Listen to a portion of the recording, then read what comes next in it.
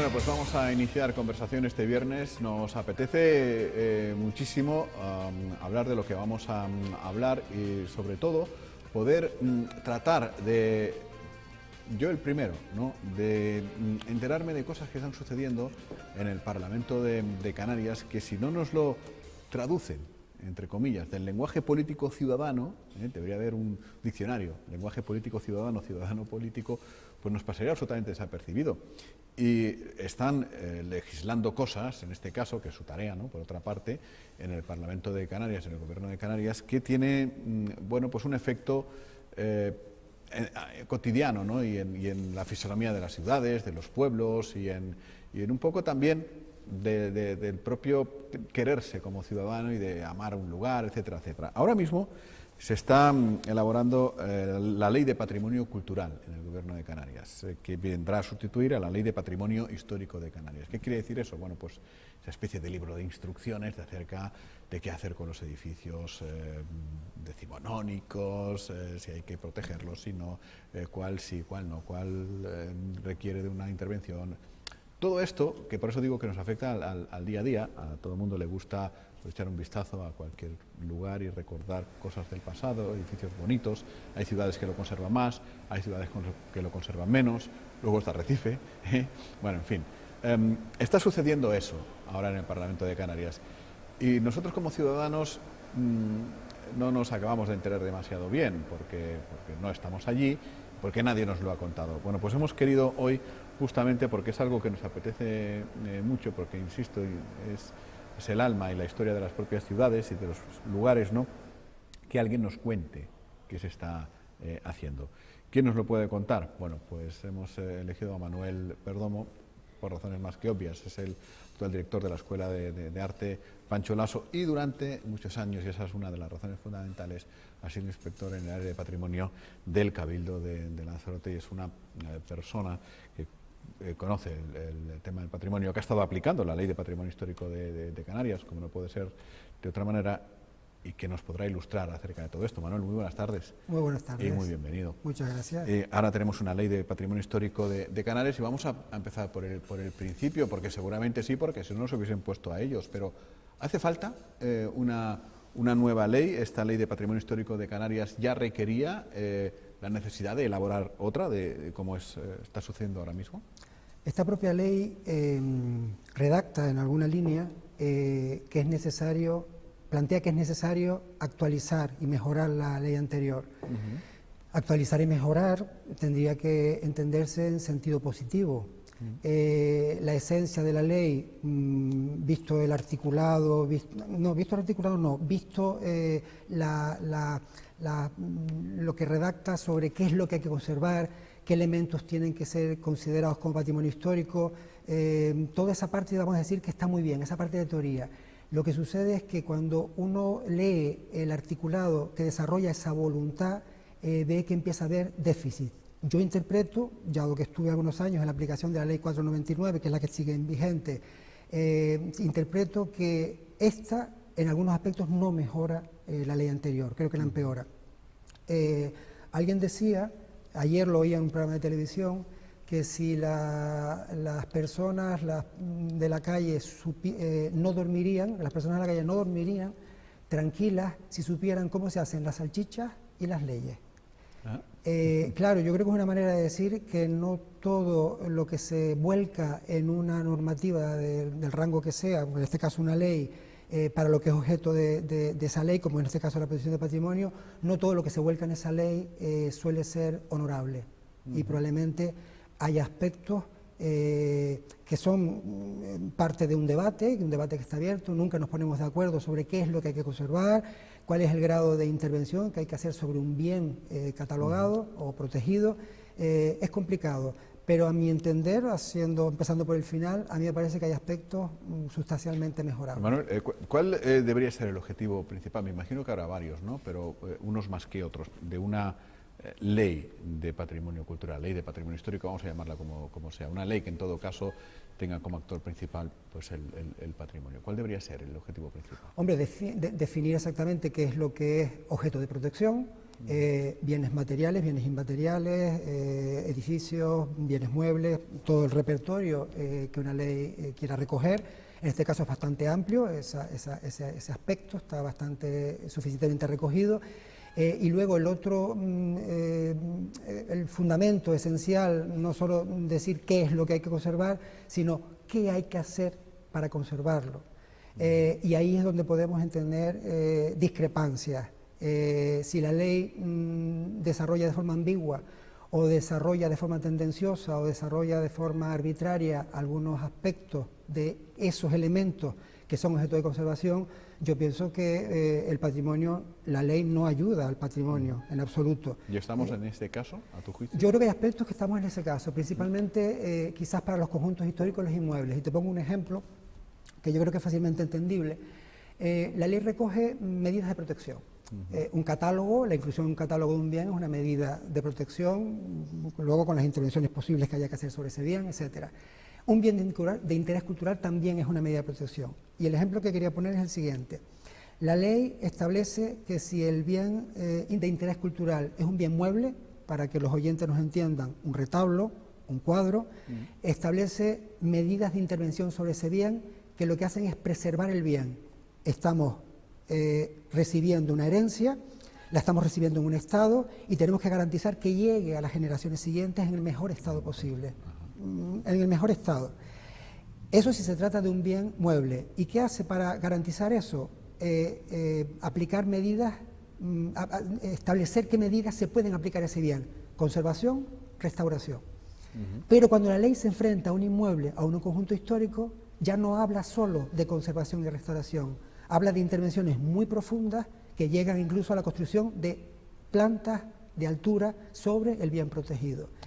La reflexión es cómo un retablo no tiene que ser objeto de intervenciones creativas para que pueda ser reconocido por nuestros nietos, y como un edificio puede ser, estar sujeto a unas transformaciones tan profundas que quienes lleguen detrás de nosotros no reconozcan ese bien como un hecho histórico.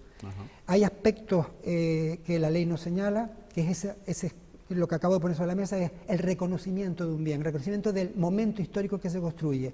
Cuando lo intervienes demasiado, ese reconocimiento físico, visual, no lo ejercitas. Y ese es el riesgo que corre el patrimonio. Es decir, yo siempre pongo ejemplos, me vas a perdonar, como bastante burdos, ¿no? Es decir, si un retablo pues del siglo XVIII no se permitiría, por ejemplo, que un grafitero le pasara por encima los sprays para retocarlo y tal, y saliera otra cosa distinta, pero por ejemplo sí se podría permitir que en el Castillo de San Gabriel, en la parte alta, se construyera un edificio de oficinas.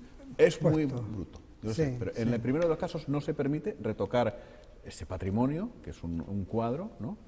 Y en el segundo sí se podría permitir un edificio. Claro, el intervencionismo es tan tremendo que acabas por no reconocer ese bien histórico. Entonces, ese es el problema. Ese es el problema. Yo creo pero eso, perdona, ¿eso por qué se hace? Porque se suele decir que las cosas que no se utilizan se estropean. Un bien, la casa Hey, por ejemplo, de San Bartolomé, que es una casa también antigua y no sé cuánto, pues dentro hay oficinas y eso obliga a limpiar, a alvear, a tener todo recogidito, y bueno, oye, la casa Hey se ha ido manteniendo y es reconocible y es visitable, ¿no? Digo porque a lo mejor se justifica eso, es que tenemos un edificio antiguo y no utilizamos, se va a caer. No, pero entonces yo haría, Jaime, si me lo permites, una diferencia. Yo establecería las intervenciones en bienes históricos no catalogados en la dirección que cada propietario, cada arquitecto establezca, y establecería la dirección en los bienes catalogables, o catalogados, perdón, en otra dirección. Si no está catalogado, vamos a decir que las intervenciones son libres y podrá completarse, ampliarse, meter plantas arriba y tal. Pero cuando está en el marco de una ley, estamos hablando de legar a las próximas generaciones un bien donde ellos se reconozcan como ciudadanos, reconozcan de dónde vienen, qué sucedió durante todo ese periodo anterior, y es legítimo que los que vengan disfruten, como yo he disfrutado antes de la intervención, de ese bien. Por eso el debate no debemos centrarlo en intervenciones sobre todos los bienes históricos, los que estén en el marco de la ley, los que queremos que sean herencia, los que queremos que sean patrimonio de toda la comunidad en los próximos varios cientos de años, esos son los que deben ser objeto de un cuidado mayor. Yo te mejoro el ejemplo del retablo diciéndote, en graffiti, no puedes coger un retablo, añadirle elementos novedosos. Pongo por caso un retablo del 18, con dorados, con angelotes y con 1000 historias. Y de repente alguien dice, no, le voy a poner aquí una talla del Gran Hotel porque es un elemento del tiempo que yo vivo y donde yo estoy interviniendo el retablo. Estás perturbando la lectura del retablo, estás engañando al espectador sobre cuál es el hecho histórico. Entonces lo que no puedes es manipular el hecho histórico y legar un fraude. Entonces, intervengamos en los bienes históricos con la libertad que consideremos, siempre que no estén catalogados, declarados, incoados. Y eso es así, pero luego en el bien inmueble no. El bien inmueble sí puede claro, ser. en el retablo se es muy exquisito y se es muy mirado con las intervenciones, insisto, conservación y restauración, pero un bien inmueble y un conjunto histórico. Pero lo curioso de todo, lo curioso, Jaime, es que la propia norma establece algunas cuestiones, si me dejas abro una hoja, referida a los conjuntos históricos, y yo creo que esta es muy llamativa. Y el artículo 77.3 dice, sobre los conjuntos históricos, se prohíben las modificaciones en alineaciones, rasantes tradicionales, alteraciones de edificabilidad, parcelaciones, agregaciones de inmuebles, excepto cuando se contemplen sus respectivos planes especiales. O sea, la voluntad inicial de este artículo es que se prohíbe todo eso, pero luego permite que un ayuntamiento, para intervenir sobre un conjunto histórico, elabore un plan especial. ¿Con qué libertad elabora un ayuntamiento con un plan especial? Con el de que puede levantarle plantas de altura. Con lo cual atenta contra esa primera parte de este artículo, que indica que no se puede modificar el aspecto, voy a ceñirlo todo, el volumen, la tipología de los bienes Pero históricos. eso incluso va contra natura, es decir, una administración local puede contradecir a una ley de rango superior, que es una ley autonómica. No, porque la ley de rango superior le permite al ayuntamiento, recogiéndolo en la propia ley, que claro, el ayuntamiento tenga la potestad es legal, de hacer pero es legal. Legal es, pero no es lógico. No me lo parece. Que no es sentido razonable, común, no es razonable, porque si yo me parece que el legislador debe dejar el control del patrimonio sobre cualquier instancia que pueda tener competencia sobre ella, puede ser un ayuntamiento, siempre que el documento esté redactado con un espíritu conservador. Esa es la parte ¿Podemos importante. ir más a lo concreto, poner ejemplos cercanos? ¿Qué sería un conjunto histórico, por ejemplo, en Arrecife? Que el Gobierno de Canarias, a través de esa ley, no permitiría pues intervenciones, lo que acabas de leer, ¿no? Yo creo pero que al ayuntamiento, si le apetece, sí. ¿Qué podría ser un conjunto histórico? Nos remitimos a conjuntos históricos reales. Teguise es un conjunto histórico. Aría está incoado como bien, no sé si está resuelto ese expediente, pero tiene digamos, el tratamiento de conjunto histórico. Y es como si ahora, en Teguise, tal y como lo conocemos, tal y como es, con todas las fotos que hay a lo largo de la historia que apenas ha sufrido transformaciones, le empiecen a crecer plantas sobre las viviendas del conjunto histórico. Ese sería el ejemplo de la aplicación de esta ley. Eso, el ayuntamiento, a través de un plan especial, el ayuntamiento es quien lo haría permitir. A través de un plan especial, si lo recoge en el plan especial. Entonces, eso es lo que a mí me parece enormemente grave. Insisto en general, la ley sería buena, esta ley nueva, este proyecto de ley, anteproyecto de ley, sería bueno si recortáramos algunos artículos que son absolutamente perniciosos para la salvaguarda de lo que es objeto de la ley, que es del patrimonio. Y una cosa que me es importante también señalar, que tiene la redacción de la ley algunos conceptos ambiguos que permiten a otras administraciones actuar o no actuar, o permite a la persona que lo lee intervenir o no intervenir en una medida u otra. Por ejemplo, no se puede escribir en una norma que se podrá adoptar. Porque se podrá adoptar implica que se adoptará o no se adoptará. Claro. Cuando estamos hablando de salvaguarda del patrimonio, o que en la medida de lo posible se haga algo. No puede una ley recoger términos tan absolutamente ambiguos. Hay de todas formas aspectos de la ley, no vamos a ser absolutamente salvajes con todo. Ha quedado claro que en la parte de bienes inmuebles y conjuntos históricos no es una buena ley, porque los conjuntos históricos de Canarias, tal y como los conocemos, van a desaparecer detrás de intervenciones novedosas. Pero hay algunos aspectos, a lo mejor aparentemente menores, que tienen que ver, por ejemplo, comisiones insulares de patrimonio. Los cabildos tienen sus comisiones insulares. Siempre nació con un afán de que tuviera un carácter técnico, de especialistas, en aras de informar aquellas intervenciones sobre bienes históricos y que el político tomara las decisiones en función del buen criterio de las personas técnicas. Las comisiones insulares se están formando, se han formado con un carácter político, con lo cual difícilmente va a ayudar a tomar una decisión sobre una intervención en un bien. Hay muchas cosas, muchos aspectos que son solventables. Yo pienso que si hemos llegado hasta aquí, habiendo tenido una experiencia anterior, la Ley 499, y se redacta con esta fórmula, es porque alguien tiene interés en que se redacte de esta manera. Y eso es muy complicado. Otro aspecto que creo que se puede llamar la atención, si uno habla de aprovechamientos urbanísticos, quiero decir, ¿qué es lo que debe hacerse en un suelo? ¿Cuántas plantas debe haber en un suelo determinado? 5, 6 o 7 plantas. Eso se recoge en un plan general. Una ley de patrimonio no puede ser de aprovechamientos urbanísticos. Claro. Una ley no puede regular plantas de altura. Una ley debe plantear las estrategias para la preservación de los bienes que vamos a legar a las generaciones que vienen. Excedería de su cometido esta ley.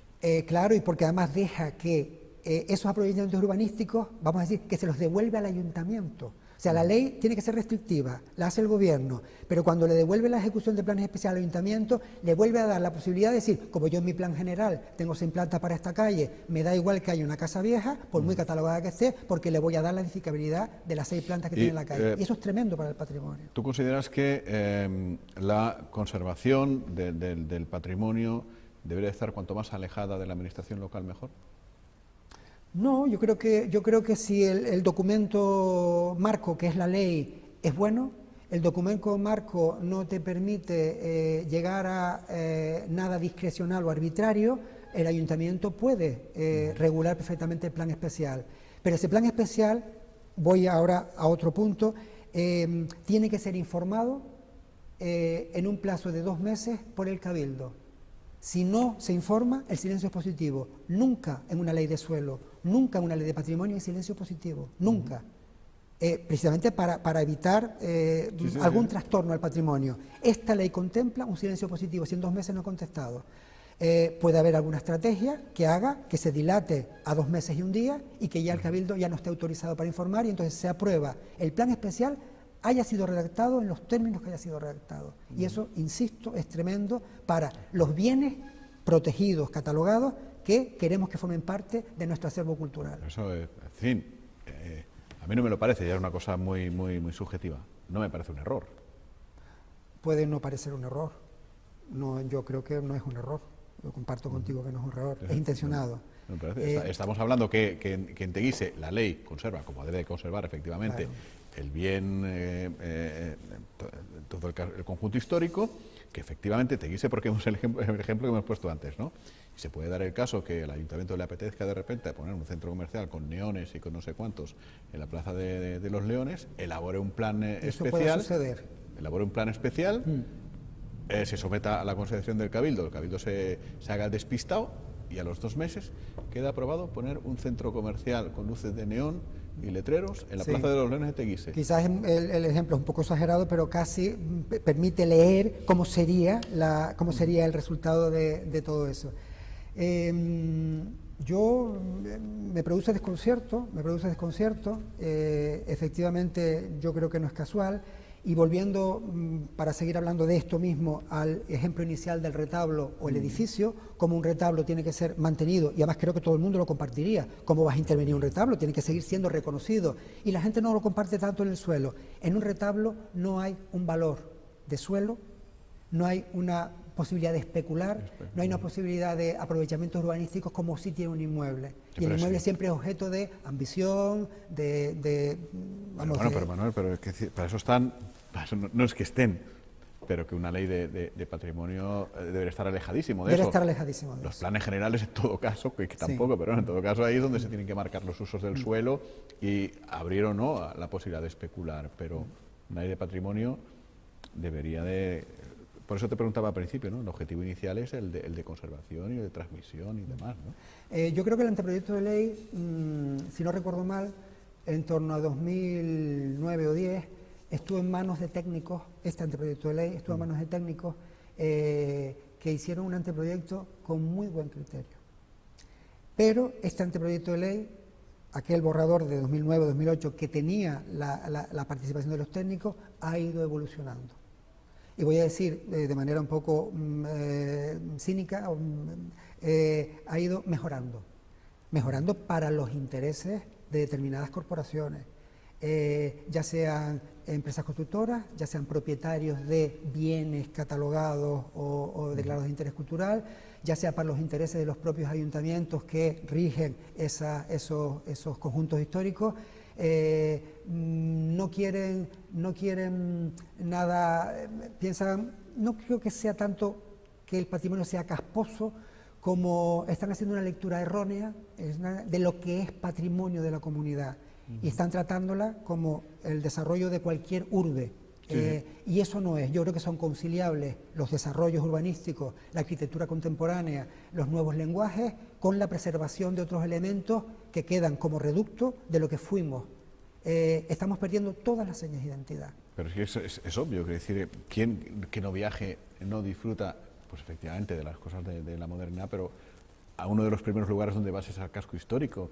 Pues si vas a la Laguna o vas a Las Palmas sin salir a Veguetas, a Arrecife, no tenemos muy claro dónde ir. No, pero eso es está, verdad, pero quiero decir, es impensable que todo eso pueda desaparecer, ¿no? No, pero eso está bien siempre para los demás.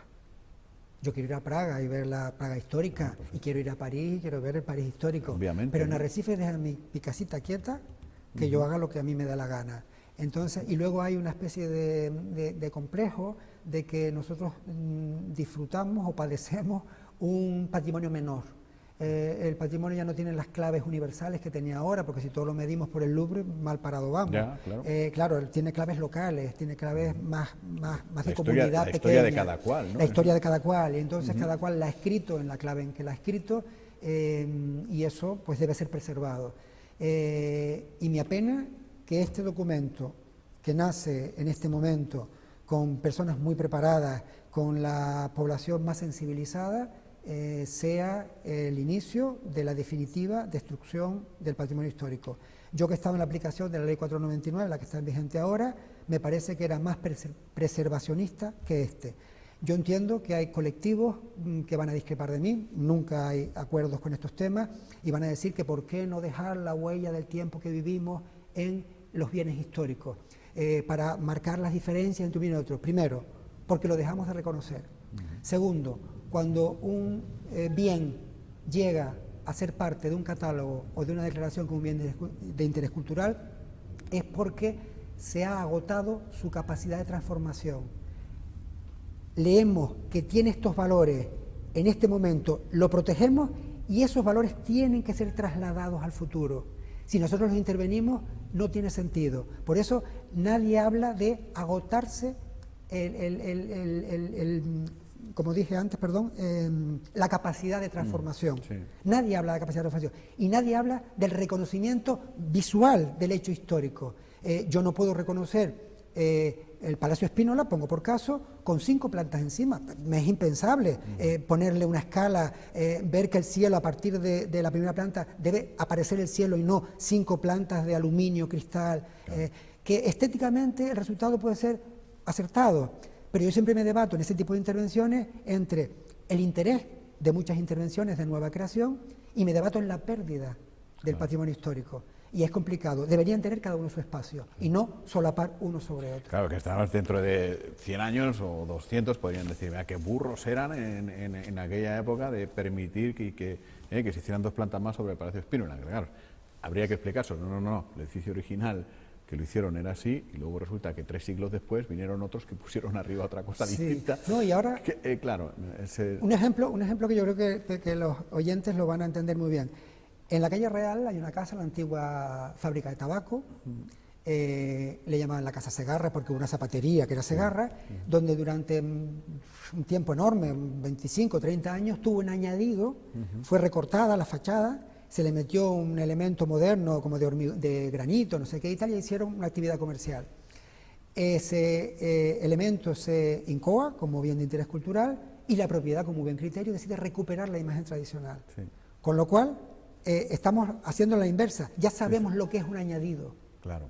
Y la propiedad misma es la que ha decidido, no, tendrá un valor más atractivo, más comercial, y para la legibilidad del bien, que le devolvamos su carácter original y que quitemos este pastiche. A lo mejor si le empezamos a levantar 6 plantas, 3 plantas, 2 plantas, dentro de 20 años alguien dirá, qué torpeza han cometido, vamos a empezar a quitarle las plantas.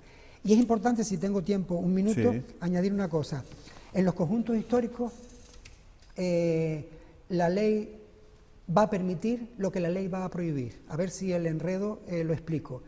En los conjuntos históricos dice que para la legibilidad del conjunto deberían ser suprimidos los elementos añadidos que distorsionen, no documentados y que no estén casando con la lectura del conjunto histórico. Pero el mismo plan especial puede permitir añadir elementos que después la ley dice que quites. O sea, la pescadilla que se muerde la cola. Si te dice que quites y luego te dice que puedes hacer, ¿qué haces? Lo haces para después quitarlo. Es un poco lioso. No, porque si lo haces a través del plan especial, tú puedes recurrir alegando la ley, pero es que la ley te dice, no, porque es que puedes. Claro, entonces al final es un lío. Puedes verte quitando de un inmueble del siglo XVI la parte del 20, porque no entona, porque lee mal, porque se pierde valores, y de repente en el siglo XXI están metiéndole 3 elementos nuevos diferentes. Creo que este documento tiene 2 manos, decididamente. Tiene la mano del técnico, sensible a lo que está redactando, atento a lo que es una ley de patrimonio, a lo que debe regular, y luego tiene la mano que ha metido parte de articulado conveniente a intereses urbanísticos. Dicho con esa claridad. La mano del técnico, que es la que tiene que estar, y la mano del político que pinta ahí. Es decir, debería ser solamente la que alzara la mano, y valga la redundancia, de aprobarlo o no aprobarlo, pero no sé, a nadie se le ocurre que cosas tan específicas, se requiere tanta especialización, pues lo haga una persona que, con todo mi respeto, pues viene de... Que es legua en la materia absolutamente, ¿no? Porque los concejales no todos son expertos en patrimonio, ni en medicina, ni en no sé cuántos, ni no sé qué, con lo cual estas cosas deberían descansar en expertos. Sí. Y sobre todo pasa una cosa con esta ley, que una lectura apresurada puede hacernos pensar que está bien, apresurada. Pero si tienes un poco de experiencia o te has movido, yo me he movido en el mundo de la conservación de inmuebles y de otros bienes, y empiezas a leer lo que implica una palabra, cómo está escrita una frase, el ser posible, el en vez de se realizará, se podrá realizar. Todos esos términos yo creo que están preparados a conciencia para permitir. Para ser interpretados. Y permitir, siempre permitir, en aras de beneficios que no tienen nada que ver con valores culturales, son beneficios económicos. Se podrían intentar conciliar los beneficios económicos y los valores culturales, pues con una buena restauración y con un cambio de uso de un inmueble para un restaurante, para un hotel, todo eso es posible. Se ha vendido en detrimento de los servicios de patrimonio, pues de todo el mundo, que los servicios de patrimonio, las administraciones con determinadas competencias no permiten hacer nada. Se te va a caer el inmueble porque no te dejan hacer nada. No es verdad. Lo que pasa es que lo que tienes que hacer, lo tienes que hacer con determinadas condiciones. Claro. Y sí pueden convivir en un inmueble histórico muchísimas actividades, solo que tienes que respetar ese continente de manera que pueda seguir siendo leído. El mundo está lleno de cascos históricos con restaurantes, pero no con restaurantes que evocan el medievo, con McDonald's, por decir algo de la modernidad. Hay bancos mimetizados. Donde los valores queden preservados, exactamente. Y Bankia está en la Casa de la Silla. Exactamente, dentro. Sí. Tiene internet, y tiene ordenadores, y tiene de todo, claro. Pero conserva el continente. Me pones un buen ejemplo, porque si Bankia deja de estar en la Casa de la Silla, se va a llevar sus ordenadores y poco más. Y el inmueble va a estar no tocado. Claro, y podrá entrar alguien inmediatamente y poner otra actividad siempre que no meta elementos de obra o haga demoliciones que impidan esa lectura.